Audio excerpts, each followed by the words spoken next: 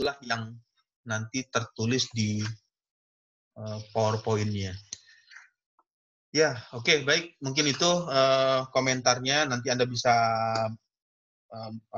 berdiskusi dengan kelompoknya, dengan diskusi sama satu kelompok. Karena kenapa saya membuatnya seperti ini, proses pembelajarannya, karena tujuannya adalah Anda untuk terbiasa atau terlatih dengan membaca literatur jurnal, ya, karena nanti tujuan akhir dari semuanya itu kan Anda membuat skripsi atau tugas akhir, di mana referensi atau daftar pustaka yang diacu itu adalah menggunakan jurnal, bukan menggunakan blogspot atau WordPress atau menggunakan dari website yang maksudnya website yang kredibelnya itu atau tingkat kebenaran dari website tersebut bisa dipertanggungjawabkan. Di jurnal ini kenapa bisa dipertanggungjawabkan, karena jurnal itu sebelum dia terbit atau terpublikasi secara umum atau secara diakses secara banyak oleh pembacanya, itu diawali dengan proses review. Review itu artinya jurnal tersebut sudah dibaca, sudah dikoreksi, sudah diedit dan lain sebagainya, sehingga dia layak atau pantas untuk dipublikasikan. Nah, ya ini bisa dilihat ya, di bagian ini saya kasih lihat jurnal tersebut. Misalkan Anda menggunakan jurnal yang di Mechanica Fluida. Untuk Mechanica Fluida jurnalnya sebagai contoh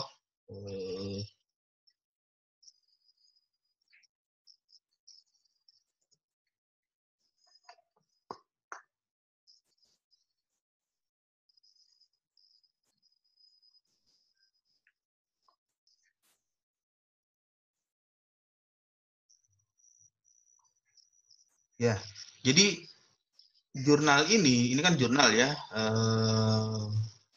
Jurnalnya judulnya ini ada prosesnya, ada proses sebelum dia bisa diakses secara umum. Itu ada proses penerimaan dulu. Jadi jurnal tersebut dikirim ke publishernya atau penerbitnya. Kemudian ada proses revise, artinya proses revisi, sama seperti mengerjakan skripsi atau tugas akhir, ada proses revisi sebelum dicetak atau diterbitkan. Karena sudah melalui proses revisi, sudah direview beberapa kali oleh editornya atau sama reviewernya, itu yang kelompok bidang keahliannya itu sama, artinya misalnya Anda melakukan publikasi tentang mekanika fluida, nanti akan membacanya itu adalah biasanya editornya atau reviewernya itu adalah bidang yang sama. Jadi sama-sama yang satu bidang. Jadi dia akan mengoreksi apakah jurnal tersebut bisa untuk dipublikasikan. Jika bisa, apa yang perlu diperbaiki atau ditambahkan. Setelah itu sudah dilengkapi semua perbaikan dan koreksinya, baru nanti bisa dipublikasikan. Nah, jadi seperti itu. Kenapa dia bisa dijadikan acuan daftar pustaka atau acuan ilmiah? Jadi acuan ilmiah itu adalah mengacu pada jurnal, kemudian mengacu pada buku, atau juga mengacu pada data aktual, ya, maksudnya data eksperimen atau data dari hasil kajian numerikal atau simulasi, itu yang bisa dijadikan acuan atau data-data yang ilmiahnya. Tapi kalau misalnya data tersebut diperoleh dari hayalan atau dari imajinasi, itu tidak masuk ke dalam ranah ini, artinya ke dalam scientific, tapi berbeda bidangnya. Ya, oke, baik. Ada pertanyaan lagi? Kalau tidak ada, untuk besok mata kuliah mekanika fluidanya bisa jam 1 nggak?